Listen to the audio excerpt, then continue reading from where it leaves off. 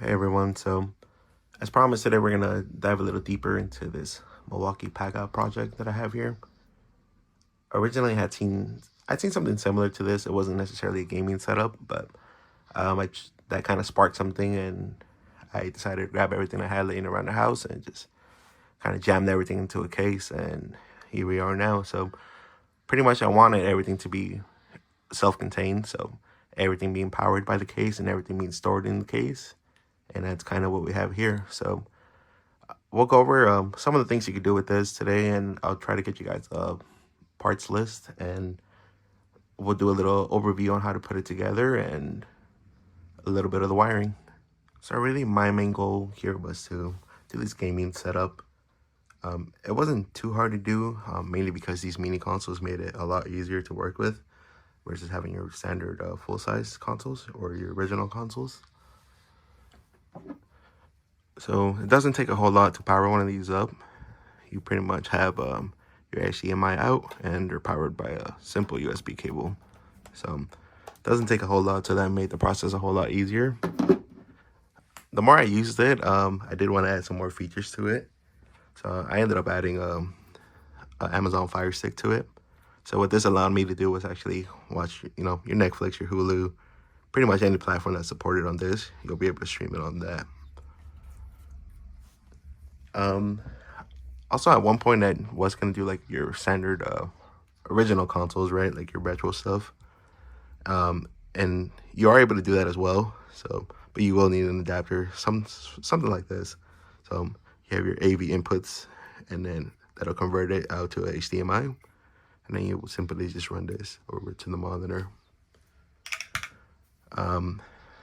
As far as the whole build goes, I would really say this monitor is probably like almost the heart of it. Mainly because it's super slim. The speakers are already built into it, so you don't really have to worry about audio. There is ways to amplify that if you did want to use a portable speaker. But if you're just looking for a simple setup, I would say this is actually the best route to go with. Also, it includes almost all the cables that you really need for something like this. So I'll make sure to link that one in the description. And actually, I'll touch a little more on the audio because I was getting a lot of questions on how to run speakers. So it's really going to depend on what device you're running. In this case, the mini consoles don't have Bluetooth built in, so you're not able to pair that straight to the speaker. But there is different ways to go about it. For example, this monitor actually has a headphone jack going out. So if you were to run an auxiliary cable from your monitor straight to the speaker, that's one way to do it. I know they also make headphone jack Bluetooth adapters. So if you were to put your adapter there, pair it to your speaker, that's another option there. So the less wires, the better. The main reason I even started using a speaker was once I used my Fire Stick, I figured out that they had Bluetooth built in. So I was actually able to pair, just put this inside the box, tuck it away, and I was pairing this straight to the speaker. So that was a better way to get audio. And again, this monitor does have speakers built in, and they're actually super loud. But if you're looking for that extra kick, then yeah, that's a different option there. Now, as far as building one of these, I'll kind of go over the parts with you guys. It doesn't take a whole lot to get it working. It just really depends how you guys want to make your build. If you want to do 1 device, 2 device, 3. So that's all going to vary. But in this case here, we used the Milwaukee Packout case. I'll try to link the exact one that I used down in the description. So you're going to need a case. It doesn't have to be a Milwaukee, obviously, but that's just the route we went with. After that, you're going to need a monitor. I went with the KYY portable laptop monitor. Good thing about these is that they're super slim, so it's kind of about the thickness of an iPad, maybe less. And the good thing is it doesn't take a whole lot to actually power this up. Depending on the device, a USB-C device alone could power it and give video feed to it.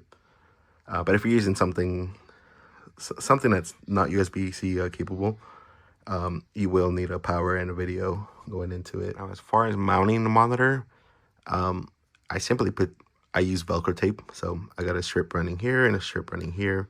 And what that allowed me to do was just be able to take the monitor on and off, whereas just having a permanent mount on there, which would have been more bulky and taking up more space anyway. So I chose to go this route. Obviously use a good brand. You don't want to cheap out on that part.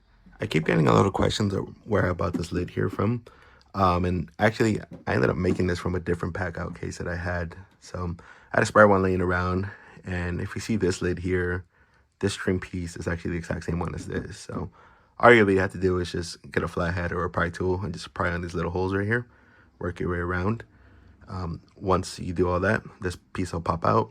And then all I did here was kind of just cut around all these notches. So mark and cut wherever you need to. And really the main purpose why I did this whole thing, for one, it looks a lot cleaner in my opinion. I didn't want to see all the wiring and everything that's stored under all the time. But two is really so I'm able to close this monitor, or sorry, close the lid and keep the monitor in place. So if you see this gap here, that's really why I made all those cuts, so it could sit a little lower and give me that extra storage space up here. Obviously your console wouldn't be here anymore. You store it at the bottom and then you'll close your lid. Now we'll dive a little deeper here into the box so you guys can see what's going on under that lid. And we'll start here over to the left. So you have your bin organizers, which I'm pretty sure are already included with this box. And nice thing about these is that these remotes actually fit perfectly in here. So that was nice. Over in the middle, I have all the consoles stored. Pretty much here you can store whatever device you want to use here. I just added this foam padding that I had laying around. It's really nothing special, but eventually I might do the actual foam cutouts, but that'll be in the future. Over here on the right, we have our power source. Since it's a Packout, I kind of wanted to keep everything Milwaukee, so I thought this was a nice touch here. So we're using our M18 battery, and that's running off to this adapter here. And really all the adapter is just a USB out, and it has a on and off switch here. And we got that running out to a splitter, and then that's powering on the consoles and the monitor. But I'll show you guys in a little more detail. Okay, so now we can talk about the wiring here. I did a super simple setup for you guys, just so it's easier to understand. And we'll start over here at the left, actually. So again, we're running our Milwaukee battery pack, and that is running off to this Milwaukee USB adapter. The nice thing about this adapter is that it'll convert and essentially step down all your power from this big battery bank over to a regular phone charger. So you'll have all the appropriate voltages going through here. You don't have to worry about anything like that. So we have our USB coming out, and that is being ran over to this USB hub, which is essentially just a splitter for a USB. And nice thing about this is that you're able to turn on and off different devices. So from there, we have our power coming out. One is powering our console and one is powering our monitor. So we got our power running into the console, and then we have one wire running out, which is our HDMI, and that is being fed into the monitor. So that's how we get our video. Now this is like your basic setup of a wiring, just pretty much using one device here. But if you wanted to do something like this where I'm running multiple consoles, you're gonna need maybe one or two more parts, not a whole lot more, but pretty much it's all gonna boil down to these two parts here. So the USB hub, it's gonna be nice, right? Again, because you can turn on and off whatever device you want to use. But really, depending on how many devices you're gonna get, that's gonna really depend on the size of this hub here. So whether it's a 4, 8, whatever it may be, that's gonna be used for your power. So that's gonna control your power management. And then you're also gonna need video management. So in this case here, I use this HDMI, again, it's like a splitter pretty much. So you got 3 HDMIs coming in, and then you got 1 HDMI going out into your monitor. So this will help a lot with wire management. And again, you don't have to keep unplugging and plugging stuff back in. And the nice thing about this thing as well is that it's pretty much like a smart splitter. So it's able to detect when you turn on your console. It knows which line that signal is coming from. So it'll automatically stream that one onto your monitor. But if you do need to manually do it, it does have a select button. So you're able to select from input 1, 2, or 3. So yeah, that's just a cool way to kind of keep everything connected and not have to keep unplugging stuff as you go. I think that pretty much covers everything for this project. If I didn't miss anything, or if you guys want to see anything else on this project, let me know.